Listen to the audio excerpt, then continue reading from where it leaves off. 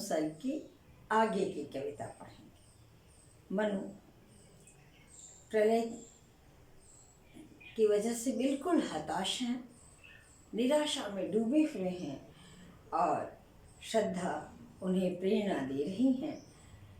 ये खंड बहुत ही इम्पोर्टेंट है, महत्वपूर्ण है बच्चों, इसे आप ध्यान से सुनें।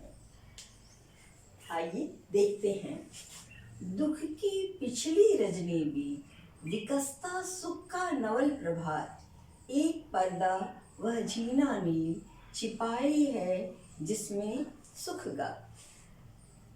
श्रद्धा मनु महाराज से कह रही है कि ये तपस्वी, तुम इतने दुखी क्यों?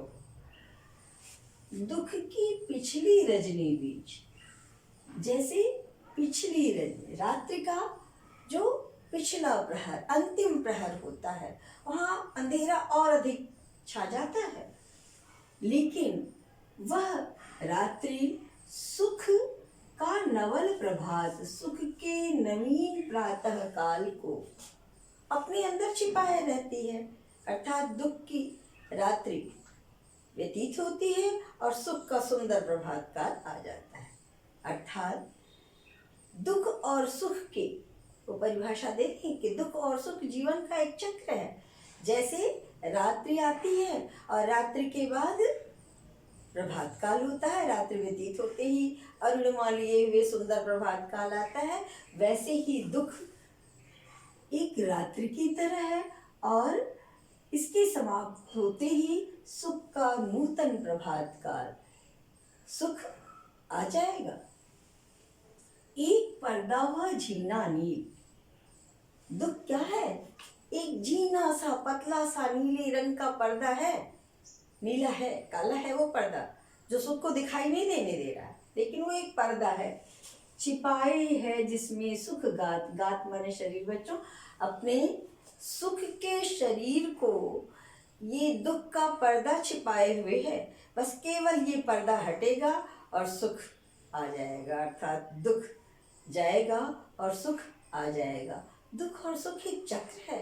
ऐ तपस्वी, तुम्हें इस दुख से इस तरह निराश नहीं होना चाहिए। इस तरह आप देखिए बच्चों की पूरा आशा का संचार कर रही हैं, प्रवृत्ति मार्गी हैं, आशा का संदेश दे रही हैं कि दुख से इतना मत घबराओ। दुख एक रात्रि की तरह है।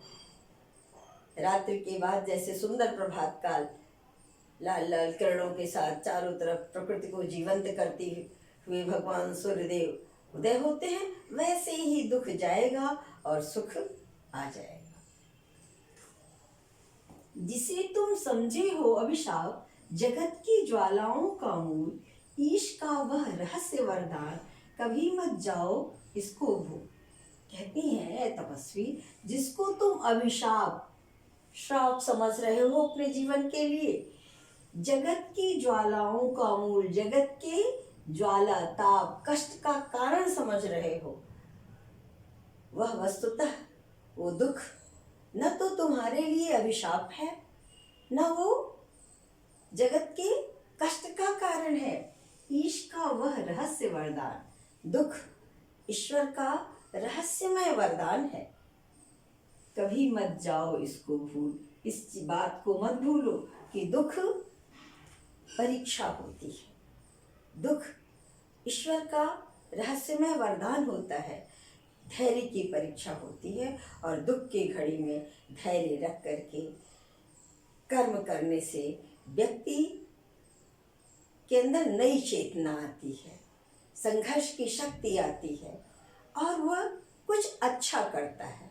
अतः इस दुख को ऐ तपस्वी, तुम ईश्वर का रहस्यमय वरदान समझो। ये दुख तुम्हारे लिए वरदान होगा और तुम आशावादी होकर अपना कर्म करो, जिससे कि कर्म के क्षेत्र में तुम अमर हो जाओ। इस तरह वो पूरी तरह आशा का प्रवृत्ति मार्गी संदेश दे रही हैं। तो इसमें एक दर्शन है प्रवृत्ति मार्गी, आनंदवादी दर्शन, आशावादी दर्शन, जो श्रद्धा के माध्यम से प्रसाद जी मनु महाराज को ही नहीं, हम सबको बताना चाहते हैं कि दुख और सुख क्या है, रात और दिन की तरह। दुख को ईश्वर का वरदान मान करके हमें दुख आने पर घबराना नहीं चाहिए। और इसमें फिर बच्चों में साहित्यिक खड़ी बोली है, परिमार्जित है, तत्सम शब्दों का प्रयोग है, उपमा रूपक अलंकार है और प्रश्नोत्तर। कि दुख को किसका प्रतीक माना गया है? रात्रि। सुख किसका है? वो सुंदर प्रभात काल का। दुख कैसा पर्दा है? एक पतला सा पर्दा है। इस तरह प्रश्नोत्तर बना करके आप इस पर अभ्यास करें। अगले वीडियो में अगली कविता। मुझे सुनने के लिए धन्यवाद। और अगर अच्छा लगता है बच्चों तो आप टिप्पणी अवश्य करें और हमें बताएं कि आप मुझसे क्या पढ़ना चाहते हैं।